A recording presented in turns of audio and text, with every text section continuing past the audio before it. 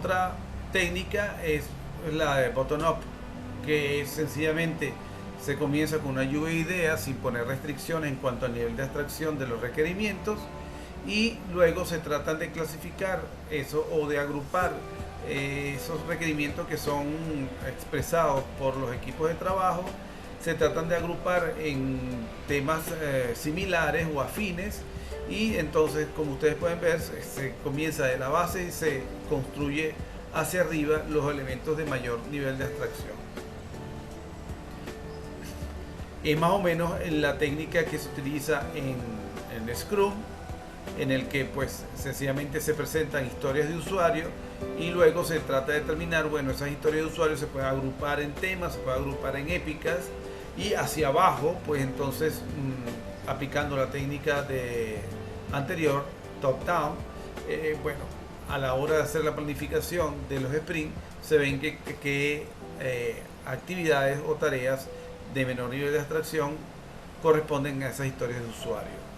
Realmente la técnica de bottom-up es lo que nosotros conocemos como el poker planning y las técnicas de triangulación, etcétera, ¿no? Lo que se lleva a cabo en la reunión inicial de planificación del proyecto, o lo que nosotros conocemos como el grouping.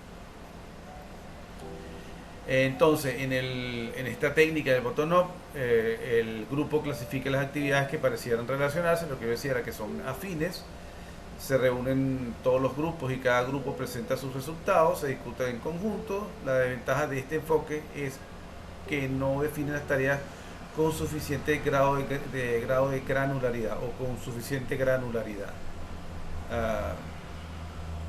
Es ahí donde está la diferencia con respecto a Scrum, que sí, se trata de Scrum, sí permite obtener mayor nivel de granularidad. El Work Breakdown Structure debe cumplir con ciertas características. Es decir, la planificación del trabajo a realizar debe cumplir con ciertas características.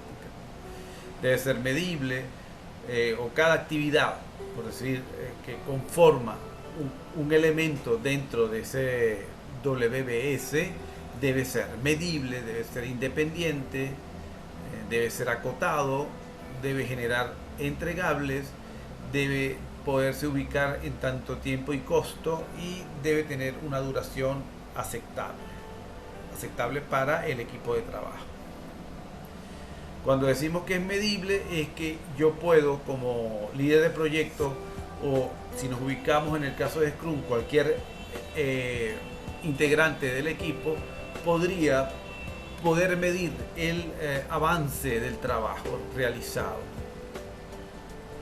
Y eso se puede sencillamente establecer día a día, semana a semana, al final de cada uno de los sprints.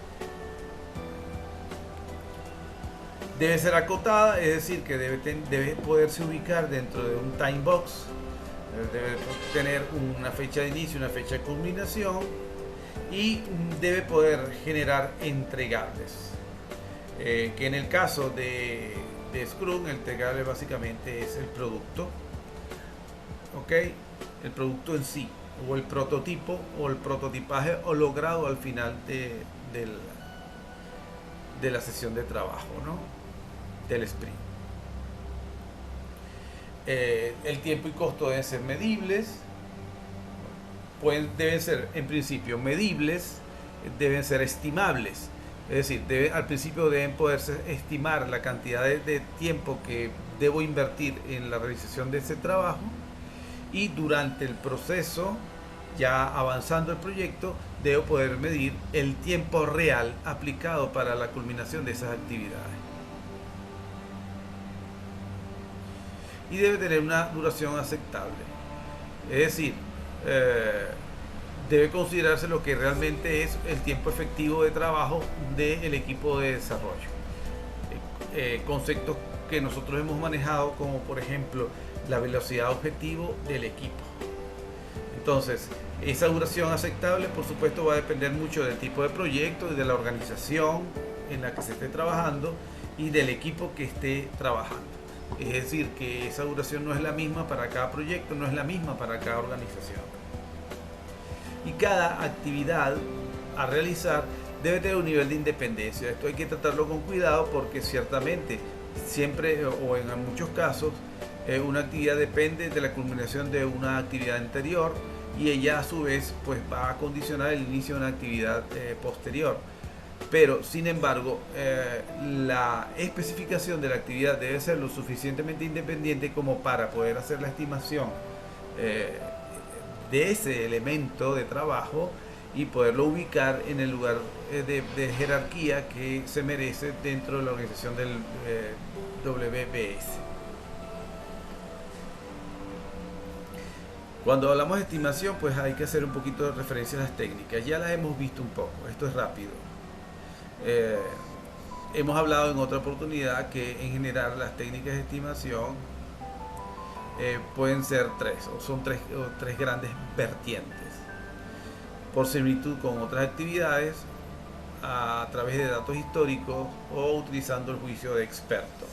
Por supuesto que el juicio de expertos sigue siendo un elemento subjetivo, una técnica subjetiva, pero a veces sumamente preciada porque se supone que el experto tiene la experiencia que le permita definir la estimación correcta de una actividad. Pero otra vía para obtener esas estimaciones puede ser a través de la revisión de los datos históricos. ¿Eso qué implica? Implica que la empresa o la organización debe tener una base de datos con los resultados, con los históricos de los resultados de cada proyecto. Y no todas las empresas tienen eso. La mayoría no lo tiene. Implica que la empresa sea lo suficientemente madura y tenga la infraestructura del tamaño ideal que permita pues poder definir o dirigir esfuerzos y recursos en el mantenimiento de esa base de conocimientos histórica. Pero cuando si se tiene, entonces eso permite pues comparar los datos de la complejidad del proyecto actual pronto a comenzar con datos de proyectos que históricamente parecieran ser más o menos similares. Entonces eso también nos da una idea de la cantidad de trabajo que se requiere para ese proyecto, en fin. Esto se facilita muchísimo cuando las empresas se especializan en un dominio de desarrollo. Es decir, por ejemplo, si la empresa se especializa en el dominio del comercio electrónico, pues evidentemente tiene en sí mismo un juicio de experto general porque todos sus proyectos son más o menos del mismo tipo y puede determinarse con muchísima precisión cuál puede ser el costo del mismo. Si la empresa está en el ámbito de la contabilidad, pues igual, tiene una experticia, tiene un conocimiento del dominio de la aplicación que le permite poder obtener información para estimaciones futuras.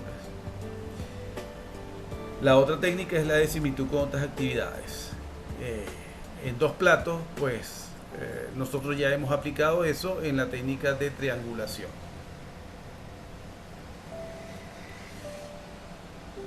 En cuanto a técnicas, porque en la lámina anterior pues más o menos son los enfoques, ¿ok?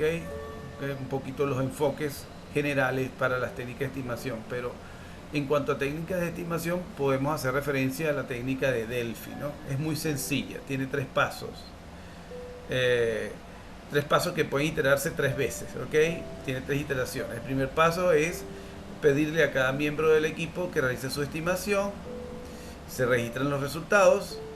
Aquellos participantes cuyas estimaciones cayeron en los percentiles exteriores, o bien por arriba o bien por debajo, se le pide que justifique su estimación. Luego de escuchar los argumentos que escriben cada uno de esos involucrados, pues se puede llevar a una nueva votación y se registran esas votaciones. Cada quien puede defender y debe defender su posición y en el paso 3 se hace una nueva estimación, los resultados se publican y se permiten ajustes finales. Se utiliza básicamente el promedio como una estimación del grupo, es decir, el consenso de alguna manera es forzado por el promedio. Si ustedes son acuciosos, pues pueden darse cuenta de que esta técnica Delphi es muy parecida a lo que nosotros utilizamos en el poker planning. ¿Ok? Es decir, realmente lo que se aplica es la técnica Delphi, solo que los puntajes están determinados por un conjunto de tarjetas o de cartas. Pero básicamente lo que nosotros aplicamos es la técnica Delphi. Una vez más, pues lo que hace Scrum es asumir, adoptar técnicas que ya existían en la planificación y la gestión de proyectos, y le da un enfoque, por supuesto, mucho más ágil. Otra técnica es la técnica de 3 puntos.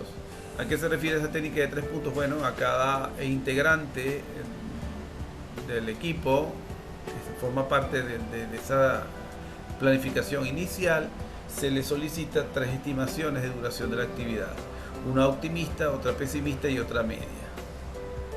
Entonces cada integrante da sus 3 medidas, y al final cada integrante puede calcular la estimación que finalmente él dará al grupo, utilizando una muy sencilla fórmula que ustedes pueden ver en la parte de abajo de la lámina, ¿no? Está también la técnica de Delphi de banda ancha, que es la combinación básicamente de la técnica de Delphi con la de 3 puntos. Es decir, en la técnica de Delphi no se daban, cada participante daba solamente una estimación. Ahora, en la técnica de Delphi banda ancha, cada integrante da un puntaje optimista, un puntaje medio y un puntaje pesimista. De manera similar, se recopilan los resultados, se eliminan los extremos, se calculan los promedios optimistas, pesimistas y medios, y se calcula con la fórmula de 3 puntos utilizando los promedios. Ahora vamos con la estimación de la duración. ¿Okay? El anterior estamos hablando de estimación del esfuerzo, aunque por supuesto cuando hablamos de estimación de esfuerzo está muy ligado con la estimación de la duración. En cuanto a la duración, bueno, primero hay que tomar en cuenta cuál es el concepto que vamos a asumir. El concepto que se asume en este caso es que la duración es el tiempo transcurrido en días laborables para finalizar el proyecto, sin considerar, por supuesto, los días feriados. Otro concepto importante para estimar la duración es el esfuerzo de trabajo, que es distinto a la duración en sí misma. El esfuerzo de trabajo es la labor requerida para completar una actividad. La labor se puede realizar en horas consecutivas o no. Durante la duración es diferente, la duración es diferente al esfuerzo de trabajo. Por ejemplo,